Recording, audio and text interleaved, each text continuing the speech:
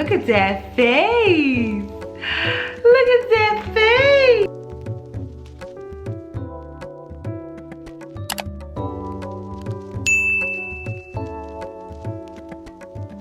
Hi guys, welcome back to Marsh Forever. My name is Tiana, and in today's video, we're gonna do another pregnancy related video.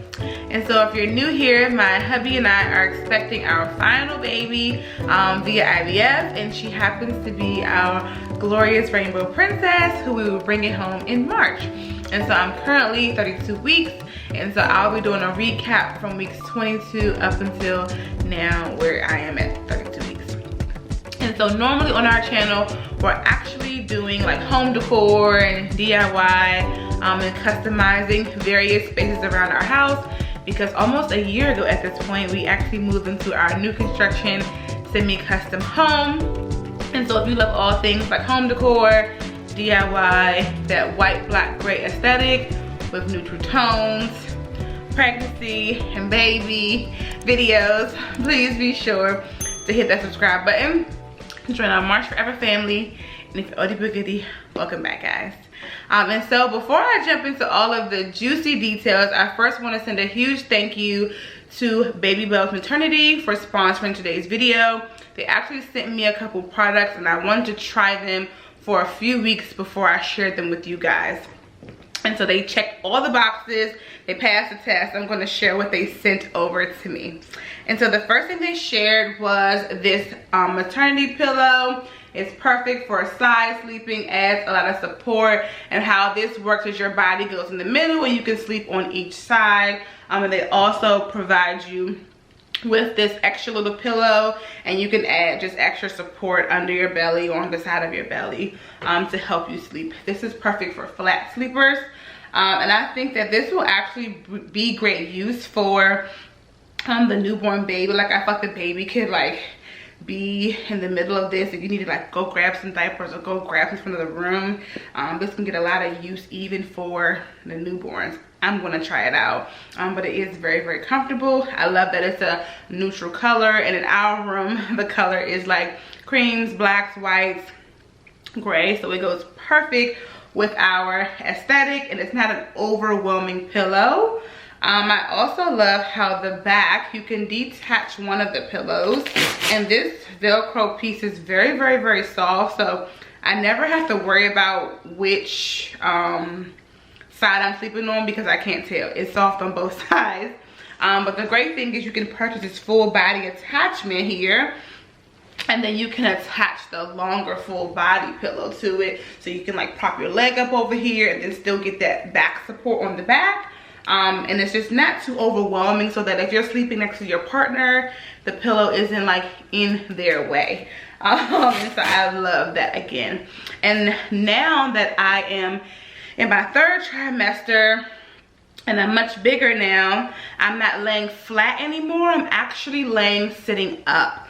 And so I love, this is like the perfect piece just to support my lower back, and I can still lay on my side and get that added support. We actually just went on our baby moon this past weekend, and y'all, I didn't think anything about packing my pregnancy pillows. Like I forgot all about it. Let me just say, it was the worst sleep ever that I did not have this pillow right here, because the hotel pillows are like normally very, very soft, which I like for my head, but I need some like firm cushion under my back to provide that support, and this was dearly missed. Let me just say that. So I love this. Could be like going this way, I can prop my leg over it, but I also can lay it in behind my lower back, and it just provides so much support. And I just really can appreciate a pillow that gives me a lot of options, and very, very flexible, and that can potentially be used for the newborn. I'm gonna keep y'all updated if I use it for the newborn and how I use it, but I feel like I can and I will, okay? Especially like this little piece right here, you know, when they get a little bit older, like right behind her head. I think I'm gonna like love this especially. They also sent me some leggings. I have them on right now. Let me just say, it's like a spandexy material. So me with the leggings, I like to wear them and wash them and wear them again until they get all like linty or holy. No, these feel like some workout leggings, some like high quality workout leggings, and I love them. I have worn them several times. They're not linty, no holes in sight, and they still fit as if they're good as new. You know how some leggings will just get like they'll lose the elasticity after a while? No, not at all. And so this will be, I guess, 2 in 1. I'll give you guys the bump shot too. Here's the 32-week belly, a baby girl. But I just absolutely love them. They're so soft, they're so comfortable. I wear them every single day. Like, I'm washing them multiple times a week because I just love to wear them. I also love how they have pockets on both sides. So that's like one big downside to wearing leggings versus jeans. You don't have pockets. But with this, that solves the problem. They're also tagless, so I don't have no itchy tag in the back. And it comes all the way up here. And then on the back, it has the logo somewhere. Can you guys see it, like right there? The logo that says babybub. Like, I love it. Just, these are perfect. So shout out to babybub Maternity for really creating 2 high quality products that I am thoroughly enjoying and has changed the game with this pregnancy. I actually didn't buy maternity leggings last pregnancy. I mean, I didn't get that big. I'm still not that big, but I can feel the difference versus the leggings like stopping at my belly button. So thank you again, and I love these. All right, guys, so I'm going to be looking down because I do have my book here. I wrote everything down this time. And so I'm going to be sharing my symptoms, my appointments, my cravings, any additional like delivery notes that I have, okay? And so let's start with the symptoms. So my symptoms are nausea. It's not how it was in the first trimester. I do feel it sometimes first thing in the morning. My throat gets really like scratchy, and I feel like my bowel is like sitting, my stomach bowel is like sitting right here. And so that causes me to be nauseous, and I want to like brush my teeth immediately because I just don't like morning breath. I really hate it. Sometimes I feel it during the day when I have gone too long without eating, and so I'll first feel the hunger sensation, and if I'm hungry for too long, it will turn into nausea. So I have been experiencing that, but not anywhere near how I felt it in the first trimester. The next symptom I have here, which is all of this is TMI, by the way, so if you don't want to see this, click off now, okay? The next symptom I have is the vomiting. And so when I do sleep flat, because I just, you know, that's how I get comfortable sometimes, I find myself having the bile like right here. And so I'll wake up earlier, like an hour early, to try to sit up and like let it digest. That doesn't always work. Then I'll go pee, try to empty my bladder. Then I'll like wash my face, brush my teeth. But most times I end up throwing up my stomach bowel. It's disgusting, it's not good. It's a nasty, strong taste. But once I do that, I feel fine for the rest of the day, which is a blessing, because it's like with nausea in the first trimester, you would feel it all day. Even if you throw up, you still feel it throughout the day. No. Once I empty the, you know, bowel, it's over, which is great. It's just hard mornings. Now, sometimes I can get around the bowel by brushing my teeth, standing straight up, and try to be very gentle. But I don't like doing that, because when I do, I feel like the nausea lingers. And so I'd rather just get it out the way. The sucky part about it is usually when I'm vomiting, 90% of the time, I then am urinating on myself. And it's like I just pee and empty my bladder, but as you guys probably know, or if you don't know, you cannot fully empty your bladder as a pregnant person. And so I'm peeing on myself while I'm vomiting, and it just ruins the whole morning, because I already woke up early to avoid this most times. Now I'm experiencing this. Now I have to get in the tub or the bath or the shower, and it's just like, oh, it just ruins the whole morning. But I'm thankful because my boss is 100% understanding. She was sick the entire time she was pregnant with her daughter, and so she's just grateful that I still come in. And I still come in because after that's over, I'm literally fine, energetic, I feel good, I want to eat something, and I'm like normal. But that morning block is hard for me. Now on the weekends, because I don't have to be up by a certain time, I can just sit up and let the bowel take some time to go down and I can avoid it. But sometimes I just can't avoid it, and it is what it is. It's not the worst thing. I did experience that the last time when I was pregnant with Chunk and baby girl. And that time was worse, I felt. But it's still bad. It's happening at least 3 to 4 times a week. And out of those 3 to 4 times, there might be only one time where I'm not peeing on myself. So that's a really sucky symptom, but it's not the worst. And then here I have contractions when I have to poop. Now this is, I know, again TMI, but this is no joke. I wouldn't wish this on anybody. Like, I do have back contractions. I had it the last time. And what happens is when I have to poo, it's no holding it. I need to go now. I feel the sensation, I have to go. If I'm trying to hold it and squeeze my butt together to hold it, contractions, like, and it's like painful, and it's like back to back to back to back to back. I don't even know if it's contractions, but that's what it feels like. Like, it's no holding it. It's like it's no room down there, and my body's forcing me to get it out. Like, it's no holding it. And so when I first felt this, I didn't even think I had to poo, because I had pooed in the morning, and I usually poo once a day. And so I'm laying down, Eric and I talking, you know, normal. I feel great, I feel okay. And started to have the contractions, and I'm like, okay, let me just move. It's a Braxton Hick. Didn't stop, came again. It got to the point where I said, Eric, download the contraction app right now. Like, download it right now, because this is not normal. And I started hyperventilating, I started tearing up, I started sweating, and I was like really like in pain. All I could think to do was go to the bathroom. I did not feel like I had to poop, but they always say when you push as if you're pooping.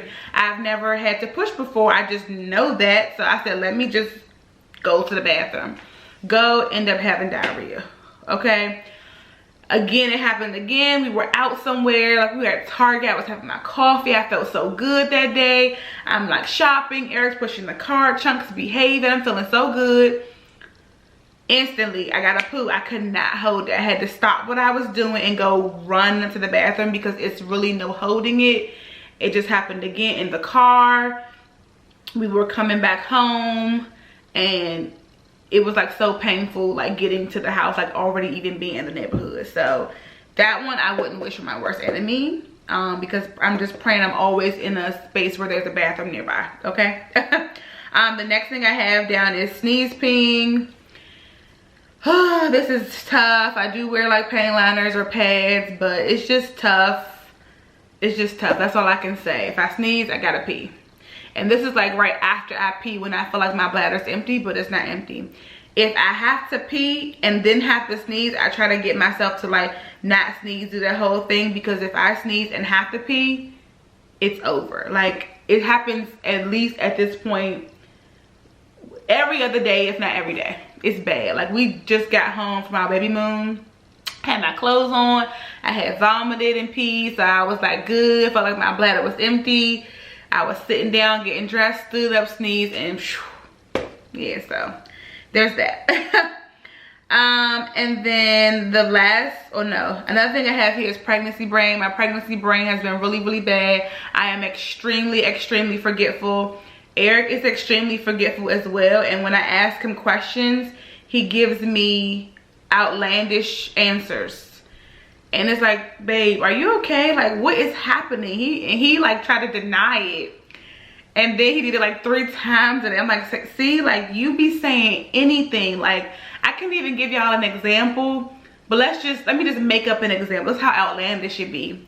I'd be like, babe, I can say, what's the color of the sky? He'll respond strawberries. Like, his responses don't make any sense. So I think his pregnancy brain is worse than mine. I'm more forgetful. He just be concocting weird answers. It'd be so funny. Another symptom I have here is like achy feet. If I'm doing a lot of walking or just up on my feet too long, I'm fine. I don't feel any pain. My feet aren't swollen. But when I wake up the next day, I'll feel my achy feet. So, I mean, I don't really know how to fix that. I try to just lay down a little bit longer. Like some mornings, if I'm not feeling well and my feet ache, I'll just tell my boss, like, I'm coming in, I just need some time. And I wear the UGG slippers every day, all day. That's the shoe of choice. I wore that last time. Super comfortable. Feet don't swell, or feet haven't swelled yet. And I don't know. I think it's just from me standing in the blood. It's just so much blood in my feet. That's all I can think about. I don't know. The next one I have is exhaustion. Now, I will say I'm extremely productive. I get a lot of stuff done. The house stays clean. I want stuff tidy. Stuff has to look a certain way. I'm getting a lot of stuff done. But once I sit down, I'm done. Like, stick a fork in me. It's over. Once I'm done, I'm done. So, like, after work, I get my son. We come home. Maybe I'll cook. I get in the shower. I'm in the bed and I'm done for the day. Like, don't ask me to do anything. I'm finished. And then my very last symptom I have here is my small appetite. So I'm not eating a ton. I try to just snack a lot because I just can't sit and eat full meals. It's just not a thing, especially I'm trying to drink so much water. It's like I can't drink so much water and eat a lot. It just doesn't work for me. So that's still a thing. Like when I hear my stomach growl, I hear like all the way up here under my breast. So I mean, I don't know how to combat that one either. That's probably gonna be here until she come here. Okay, I'm also feeling like a lot of congestion in my nose, and I'm not sick. It's funny because my son was just sick and we don't know how he got a cold, because nowhere that he goes, like, no one is sick. But now that his cold is over and long gone, I've been feeling a lot of congestion in my nose. My mucus is clear.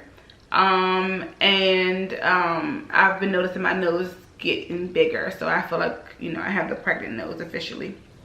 So there's that.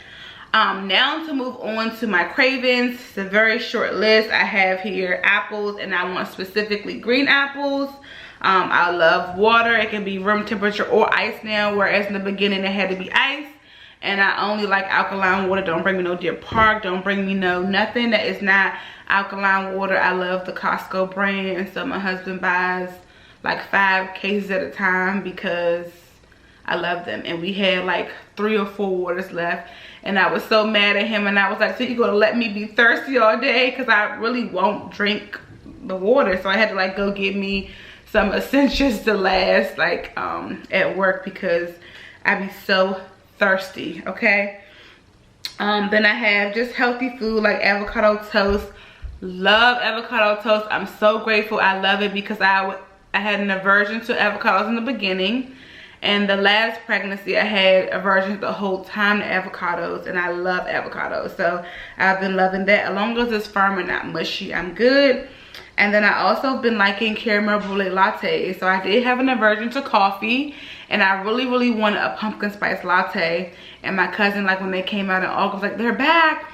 And I was like, I know, but I can't. Like, it doesn't even sound the least bit good to me.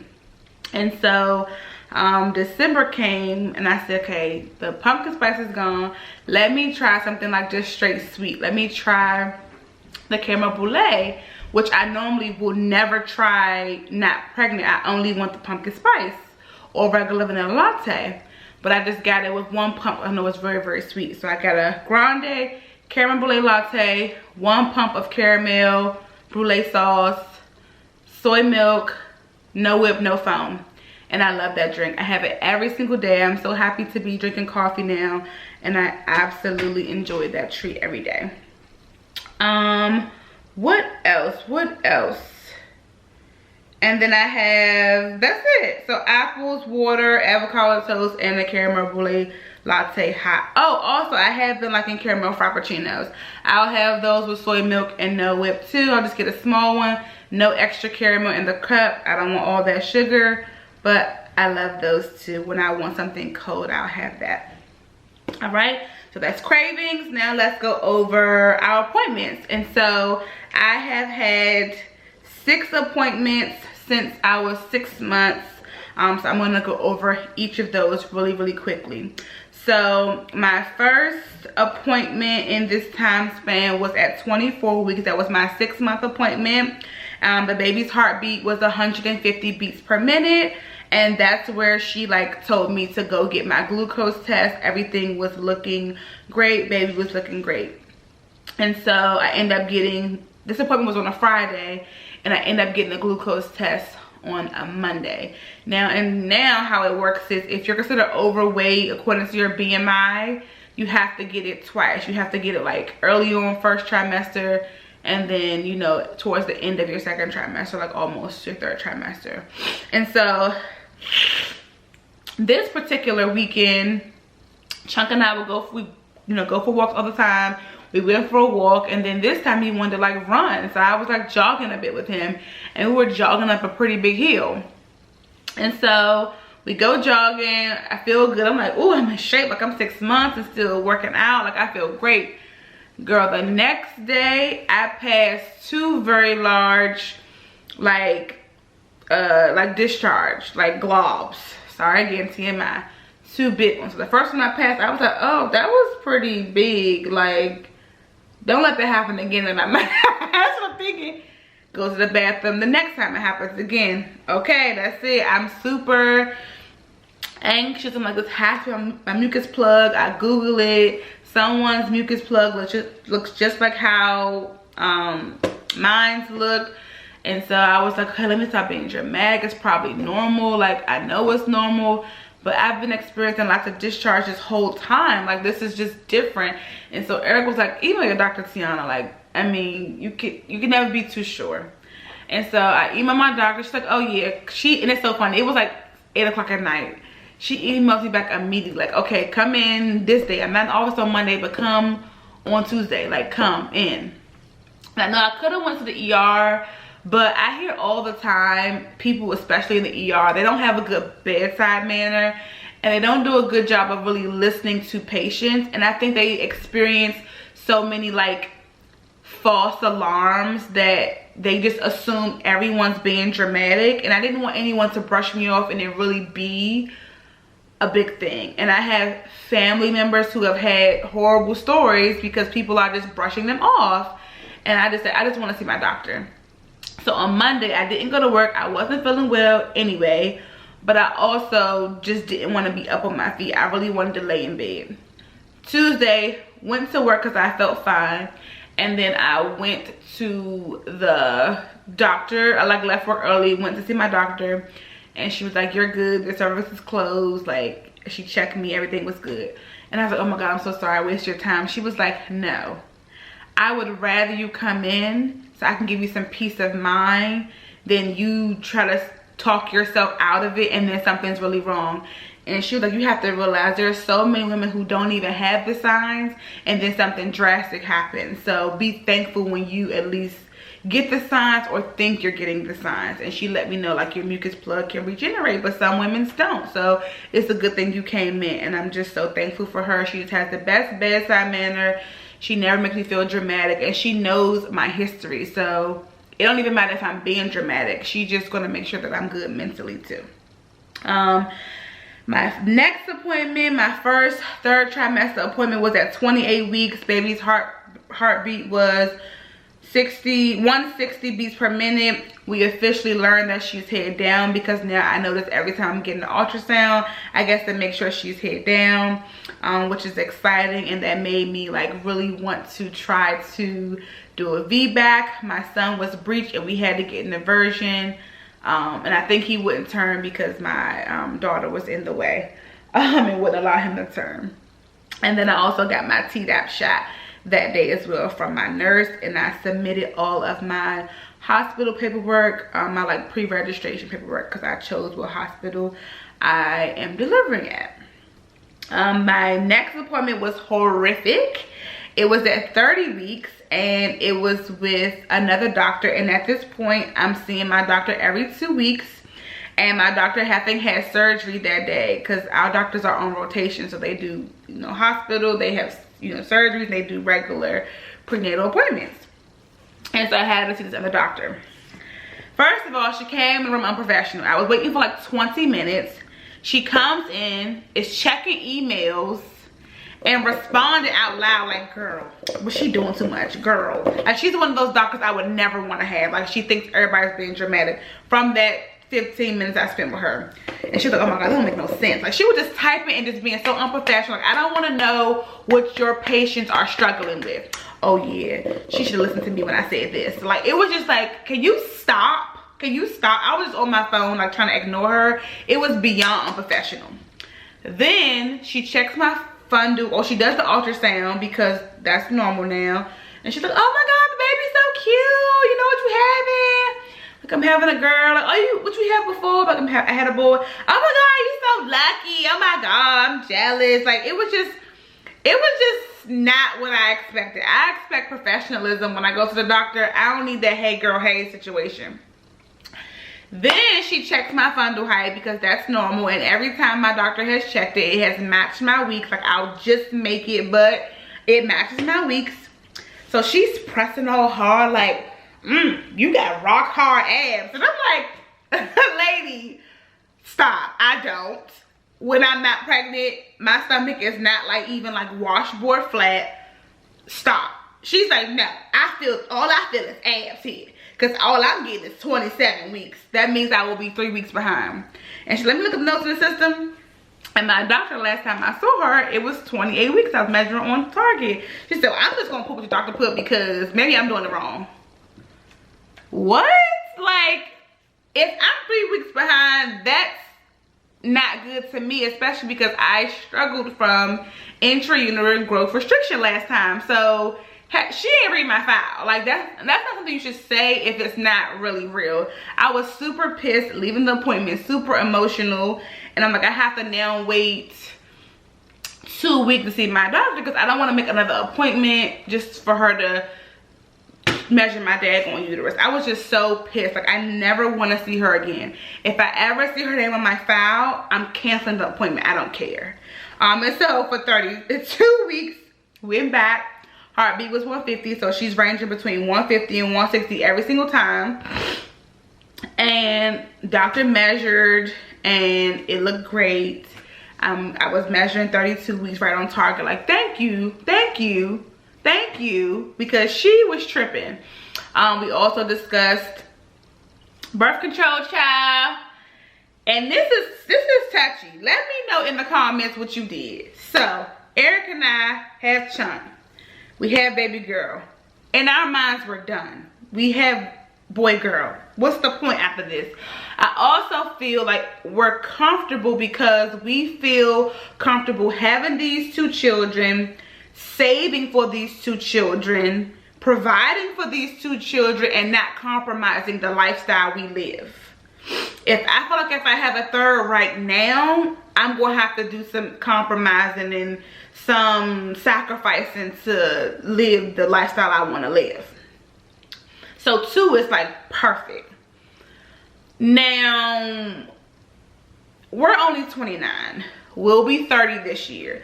So what we don't want is to make a permanent decision like getting my tubes tied or him getting a vasectomy, and then 6 years later we want another baby. That's what I don't want to do. I feel like I'm going to regret it. But some people, like, they just know, like, I'm done. I don't care if I want more later. I'm done.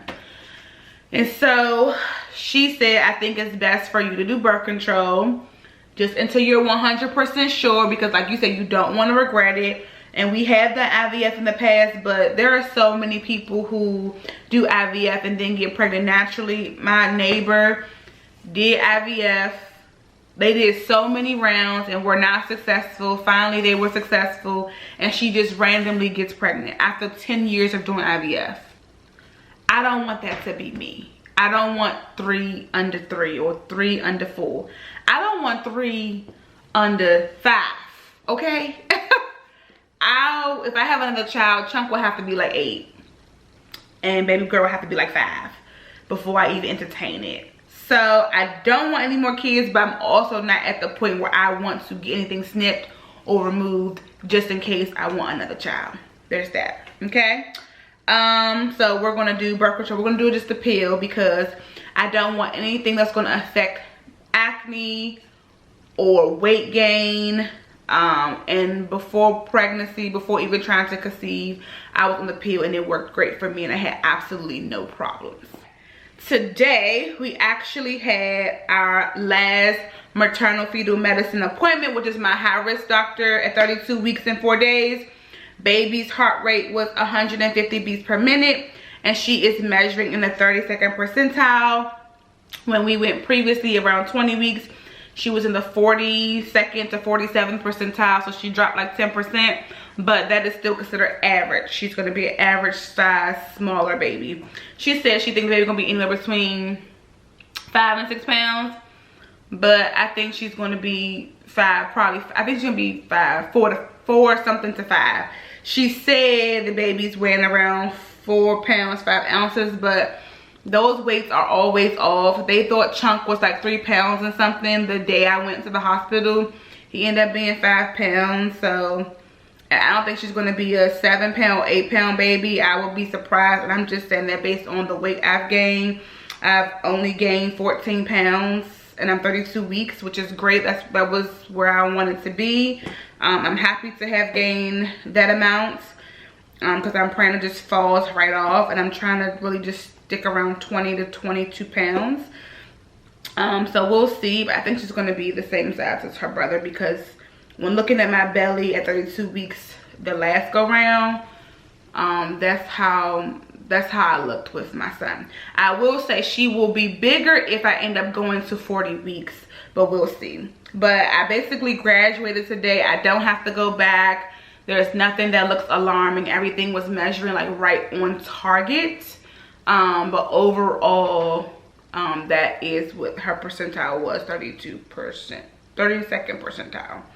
And so this definitely changes my delivery update. So you guys know I said if I have to be induced, I would rather get a C-section just from my previous experience. Now we are expected to go into labor naturally. I don't have to be induced. I still have like 7 weeks left or so. So I'm praying my water breaks and I just go into labor naturally and I deliver. If I do not for some reason, my doctor has said that at 36 weeks, she can schedule my C-section for my due date.